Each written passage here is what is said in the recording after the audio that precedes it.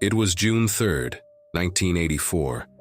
The sky above Monte Carlo had turned the color of wet concrete, and the rain was falling the way it only falls in Monaco.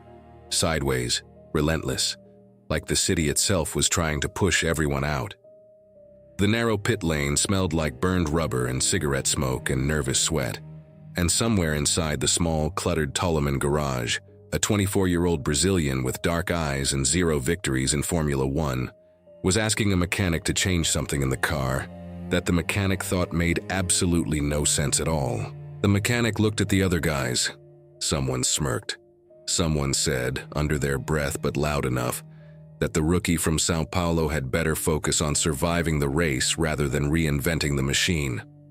What happened over the next 2 hours and 7 minutes silenced every single one of them.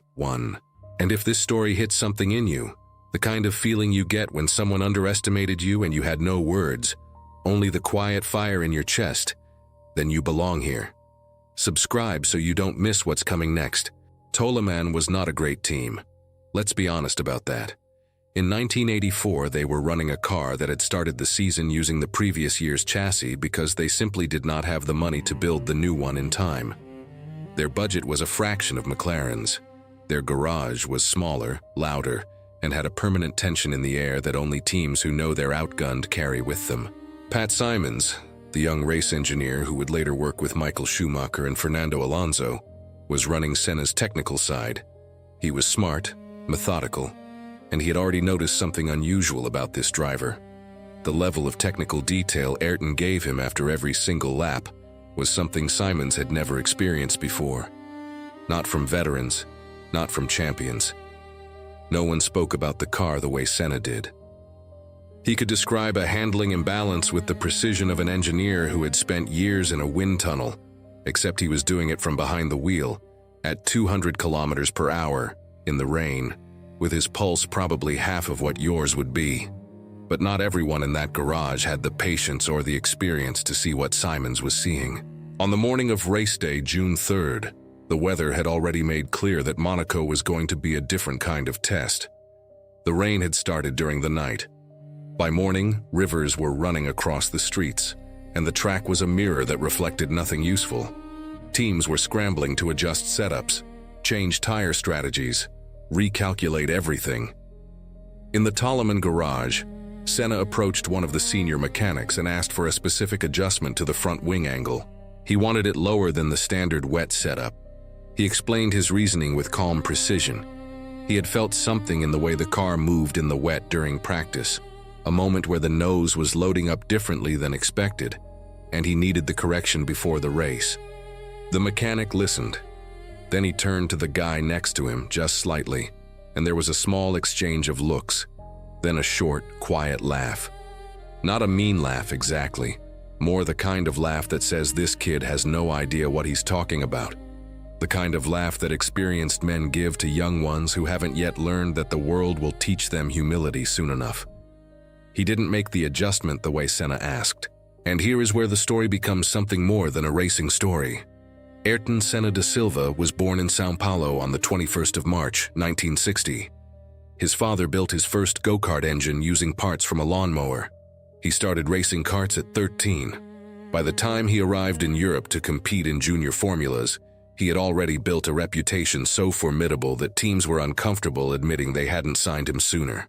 He won the British Formula Ford Championship in his debut season, then the European Formula Ford, then the British Formula 3 Championship in 1983 in one of the most intense title battles that category had ever seen, beating Martin Brundle in a season that went down to the final race. He won the Macau Grand Prix that same year. He had done everything asked of every driver who wanted a serious shot at Formula One, and then some. What he had not yet done was prove himself at the highest level. To the mechanics in that garage, to the people who had been in Formula One for years and had seen promising young drivers come and go, Senna was still unproven, still a name without a result attached to it in the category that mattered, still a rookie. That word, rookie, carries a weight that's hard to explain to people outside professional sport. It's not just about experience, it's about authority. It's about the right to demand, to insist, to push back. And in most professional environments, rookies don't have that right yet. They're supposed to watch, learn, wait their turn, not walk up to a senior mechanic on the morning of a Grand Prix and tell him the car needs to be set up differently than the engineers planned. So the laugh made sense in that context. What happened next did not. The start was delayed by 45 minutes because of the conditions. When the cars finally rolled onto the grid, the rain had intensified. 13 drivers retired that race. 13. Not because of mechanical failure alone, but because Monaco in those conditions was something close to a survival exercise. Keke Rosberg, the reigning world champion, was there. Niki Lauda, the man who had famously walked away from racing and then come back and won a championship again through sheer intelligence, was there. Nigel Mansell was there. René Arnoux was there. And Alain Prost, who had won 4 of the 5 previous races that season and was dominating the championship in a McLaren that was simply a different class of machine from everything else on the grid. Prost was there, starting from pole position. Ayrton Senna started from 13th. By the end of the first lap, he was in 9th. Not because others had retired, because he had overtaken 4 cars in the opening lap alone, on wet streets, in a Toleman, on his first ever Formula One race in Monaco. People in the Toleman garage started paying attention in a different way. By lap 10, he was 7th. By lap 15, he was 4th. He had passed Rosberg. He had passed Arnoux. He was closing on Lauda. And then, on lap 19, came a moment that people who were watching still struggle to fully describe. Approaching the Saint-Devote corner, on a soaking wet track, Senna went wide. Wide in Monaco in those conditions, in a car that was not supposed to be anywhere near the front, and passed Niki Lauda on the outside. A move that shouldn't have been physically possible. A move that assumed a level of confidence in car control that no one in that category had ever demonstrated quite that way. In those conditions, in that car. The Toleman garage went quiet. Not the quiet of people focused on their work. The quiet of people who have just seen something that reorganizes the way they understood the world. Lauda was out shortly after, spinning at Casino Square. And now Senna was in second behind Alain Prost, and he was cutting the gap, 3 seconds per lap, then 4. Prost, in the fastest and most advanced car on the grid, with fresh tires and the best engine Formula One had seen in years, was being reeled in by a rookie in a Toleman. A car that, 2 hours earlier, had been the subject of jokes in more than one garage in that paddock. The gap was 32 seconds on lap 21, then 25, then 18, then 11.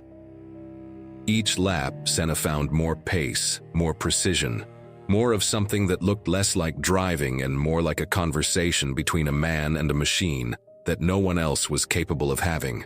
The Toleman garage, the mechanic who had laughed that morning, was standing at the pit wall, not speaking, watching a monitor that showed the gap reducing in real time. There is no record of what he said or thought at that exact moment. There doesn't need to be. The silence was the record.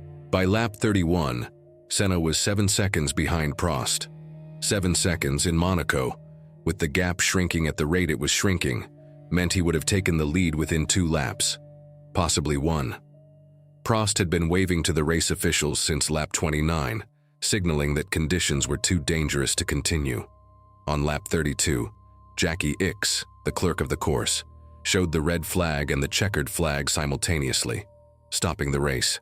The result was frozen at the order from lap 31. Prost won.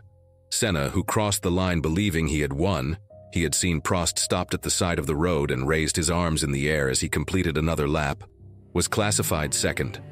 When the Toleman mechanics told him the race was over, that the result had been frozen before he could overtake, he sat in the car for a long moment before getting out. And then, when he stood up in that wet Monaco pit lane, there were people who said they saw something in his face that was difficult to categorize. Not quite rage, not quite grief, something colder and more determined, something that already knew what was coming next. The garage was silent for a different reason now. Pat Simons, who had been Senna's race engineer that day, later said it was the first time in his career he had witnessed a drive that made him feel, with absolute certainty, that the man in the car was operating in a dimension slightly beyond what he could fully explain with engineering data. Not supernatural, not mystical, but something at the far edge of human capability, where the difference between what's possible and what's impossible stops being a fixed line. What happened after Monaco happened fast. Senna signed with Lotus for 1985. Then came McLaren in 1988, and with it 3 world championships, 41 race victories, 65 pole positions, a record that stood for almost 2 decades. He won Monaco 6 times in his career, more than any other driver in history. He became the measuring stick by which every driver who came after him was judged, and by which most were found to fall slightly short. But none of that started on the podium. None of that started with a trophy or a contract or a press conference. It started on a soaking wet Saturday morning in a small garage in Monte Carlo, when a young man asked for something specific, was laughed at, and then went out and made the question of whether he knew what he was talking about so completely unanswerable that the laugh never really happened again. Years later, interviews with people who worked in that paddock in 1984 described the Monaco race as the moment the old guard of Formula One understood, not suspected, not hoped, but understood, that something had arrived that they were not fully prepared for, that the young Brazilian who started 13th and nearly won in conditions where champions were spinning off the road was not a promising talent. He was the standard, and from that lap onward, everyone else would be measured against him. The mechanic who laughed that morning, he became one of the most respected technicians in that paddock in the years that followed, not because of anything that diminished him, but because working in the same garage as Ayrton Senna, on that particular morning, in that particular rain, gave him a story he told for the rest of his life. And the moral of it was never really about the laugh.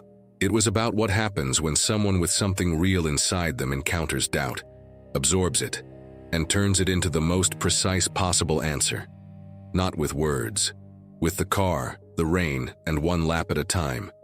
If someone has ever underestimated what you are capable of, if you felt that particular silence that follows a laugh you weren't supposed to hear, write just one word in the comments right now, Senna, and you'll know who you're talking to.